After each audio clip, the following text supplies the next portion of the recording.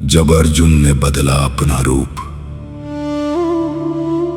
हे श्रोताओं, अज्ञातवास का अंतिम समय चल रहा था और खतरा अब अपने चरम पर था। कीचक की मृत्यु के बाद कौरवों को शक होने लगा कि पांडव कहीं न कहीं छुपे हुए हैं। दुर्योधन ने योजना बनाई, विराट नगर पर आक्रमण करो। अगर पांडव वहां होंगे तो बाहर आ ही जाएंगे। कौरवों का आक्रमण। एक दिन कौरवों की विशाल सेना ने विराट राज्य पर हमला कर दिया। भीष्म, द्रोण, कर्ण, दुर्योधन सब युद्ध भूमि में उतर आए। राजा विराट उस समय दूसरे युद्ध में व्यस्त थे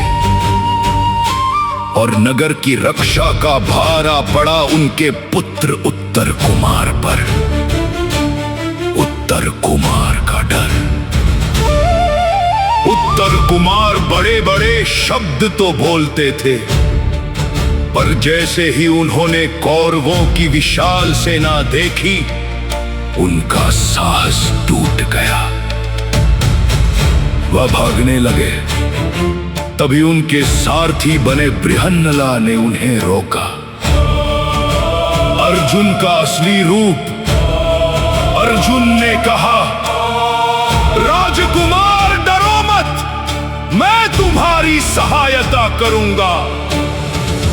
वे एक पेड़ के पास गए जहां अर्जुन ने अपने दिव्य अस्त्र छुपा रखे थे। अर्जुन ने अपने असली रूप को प्रकट किया। वही महान धनुर्धर, वही पांडव अर्जुन। उत्तर कुमार स्तब्ध रह गए। उन्होंने अर्जुन के चरण छुए। अकेले अर्जुन वर्सेस पूरी कौरव सेना। अब युद्ध शुरू हुआ।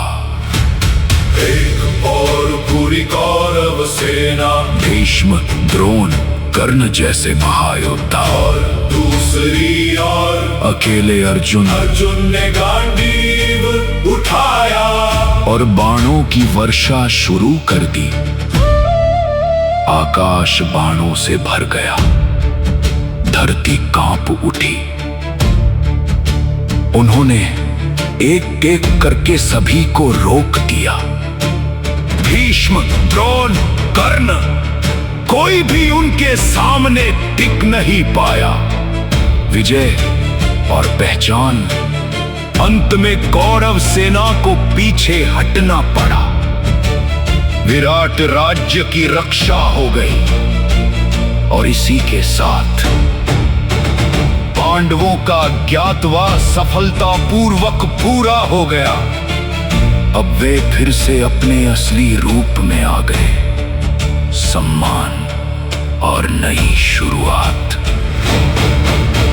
राजा विराट लौटे और पूरी सच्चाई जानकर चकित रह गए।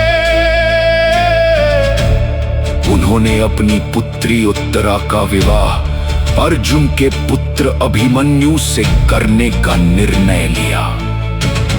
अब पांडव फिर से शक्तिशाली थे और अपने अधिकार के लिए तैयार।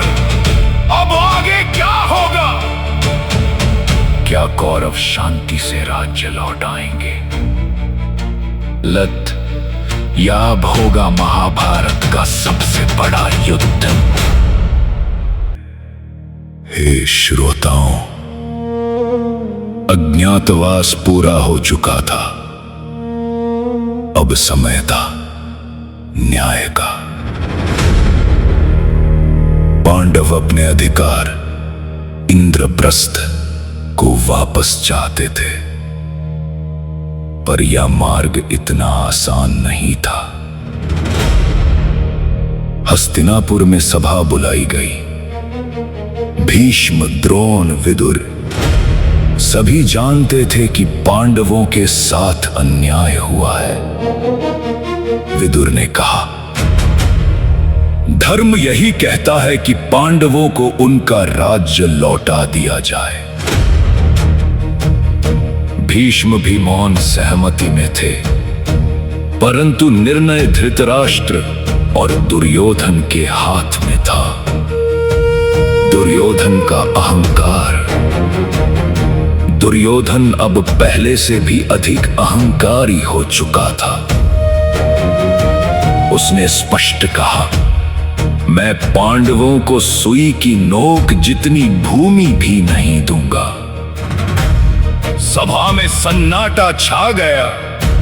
यह केवल इनकार नहीं था, यह युद्ध का निमंत्रण था। श्री कृष्ण का शांति प्रयास। पांडवों ने अंतिम बार शांति का मार्ग चुना। उन्होंने स्वयं श्री कृष्ण को दूत बनाकर हस्तिनापुर भेजा। श्री कृष्ण सभा में पहुंचे।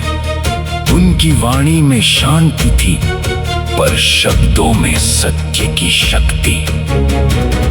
उन्होंने कहा, पांडव केवल 5 गांव चाहते हैं, युद्ध से बचो। यह अंतिम अवसर था।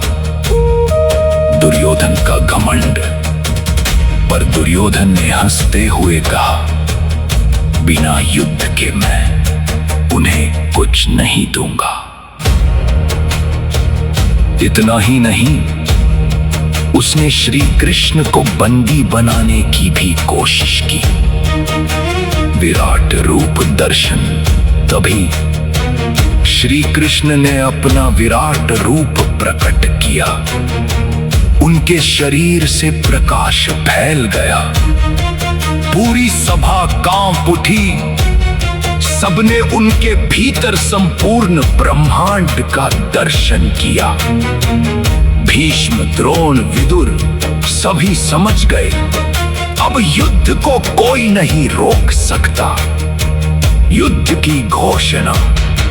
श्री कृष्ण वापस पांडवों के पास लौटे।